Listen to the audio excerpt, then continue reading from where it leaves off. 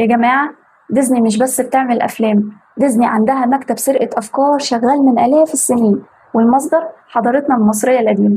تحس إنهم كانوا مطبقين على كتب التاريخ بتاعتنا، مش قصص الأطفال أبدا. تعالوا نكشف مع بعض إزاي شخصيات ديزني اللي بتحبوها أصلها مصري قديم 100%.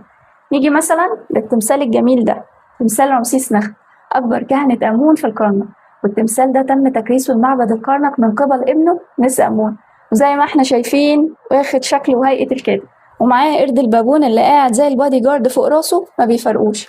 وطبعا قرد البابون رمز الإله تحود، إله الكتابة والحكمة. وأنا بقى مش مقتنعة إن ديزني اخترعت شخصية علاء الدين من فراغ، لا يا حبايبي، شكلهم كانوا زي ما قلت لكم مطبقين على معابد وكتب تاريخ مصر القديمة، وشافوا التمثال ده وقالوا بس هو ده بطل الفيلم. التمثال دولة حديثة أسرة 20 وموجود حاليا في المتحف المصري الكبير. نيجي بقى لتاني أشهر شخصيتين على الإطلاق في ديزني، وهما توم وجيري. إيه رأيك في الصورة دي؟ دي أستراكة أو شقفة، مفرد شقفات، ومعناها كسر الفخار، زي ما بنقول كده كم الشقافة، اللي معناها كم كسرات الفخار. المهم، خلينا نرجع لموضوعنا. دي أستراكة القط والفار. في فترة ظهر فيها برديات تهكمية وبعض الرسوم الكاريكاتيرية على الأستراكات، كنوع من السخرية والإسقاط على النظام السياسي والاجتماعي وقتها. ففي الصورة دي هنشوف الأدوار معكوسة. الفار قاعد مستريح بياكل، وقدامه قط هزيل واقف في خضوع تام، معاه مروحة بيهوي بيها على البطة، وبيقدم فروض الولاء والطاعة للفار. بذمتكم مش هم نفس توم وجيري؟ احنا الأسبق، احنا الأصل، احنا اللي عملناهم من أكتر من 3000 سنة. تعالوا بقى دلوقتي أخدكم المشهد جميل من فيلم ذا ليون كينج، لما القرد الحكيم وقف قدام مفاسة وما خافش منه. المشهد ده نسخة طبق الأصل من المنظر المصري القديم اللي فوق ده.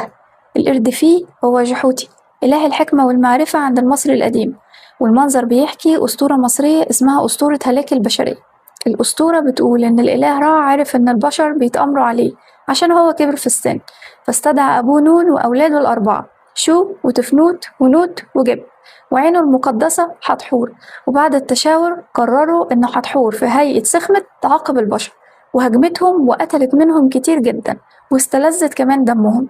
لكن لما رع رق قلبه حاول يوقفها بس ما قدرش، فخدعها بخلط النبيذ بتربة حمراء وشربت منه فعلا ونامت. وأمر بعض الآلهة إنهم يروحوا يجيبوها، وبكده يبقى أنقذ البشرية. وفي النهاية رع قرر يسيب الأرض ويستقر في السماء، وأمر شو برفع نوت السماء بدراعه عن جبل الأرض، وهنا انفصلت السماء عن الأرض. المشهد ده من معبد كوم الدكة في النوبة. وبكده نبقى أثبتنا إن الحكاية مش بس كرتون، ده إبداع مصري قديم قبل ما ديزني